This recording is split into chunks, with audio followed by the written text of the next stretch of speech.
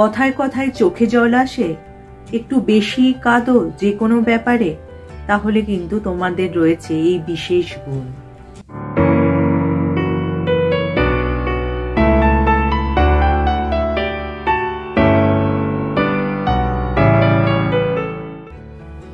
Hello friends, welcome back to my channel.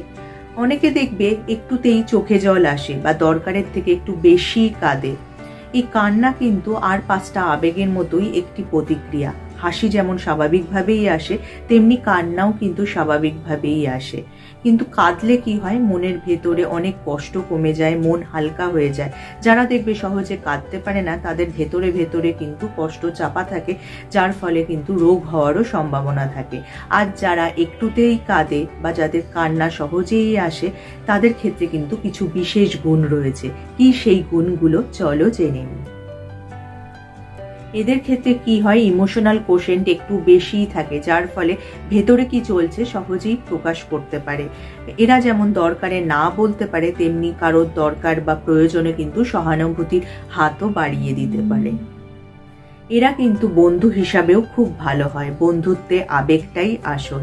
এরা যেমন সহজেই কেঁদে ফেলে, তেমনি কিন্তু হাসি দিয়ে বন্ধুকে আবার ভরিয়েও রাখতে সক্ষম। কান্নাকে কিন্তু অনেকেই দুর্বলতা মনে করে থাকে।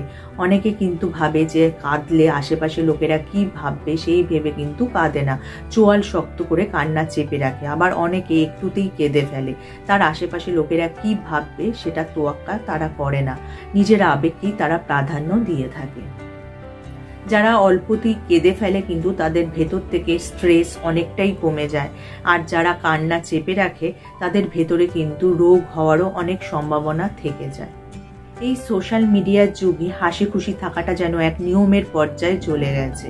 দেখবে অনেকেই কান্না চেপে রাখে, এবং কান্না চেপে রাখলে কি হয়, ভেতরে রোগ ভোগ হওয়ার একটা সম্ভাবনা থেকে যায়। আর যারা সহজেই কেঁদে ফেলে, তাদের ভেতর থেকে কিন্তু অনেক কষ্ট বেরিয়ে যায়, যার ফলে কিন্তু মনও হালকা হয়ে যায়।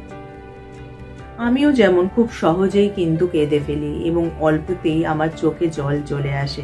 তাহলে যদি ভিডিওটা তোমাদের কাজে আসে বা উপকারে আসে, লাইক আর শেয়ার করতে একদমই ভুলো না। যারা আমার এই চ্যানেলটা প্রথম দেখছো, চ্যানেলটাকে অবশ্যই সাবস্ক্রাইব করে নিও এরকম উপযোগী ভিডিও আরও দেখার জন্য। তার পাশে যে বেল আইকনটা আছে, ওটা প্রেস করে অন করে দিও, যার ফলে যখনই আমি ভিডিও আপলোড করব, নোটিফিকেশন তোমাদের কাছে পৌঁছে যাবে। আজ তাহলে আসি, আবার দেখা হবে আগামী পর্বে।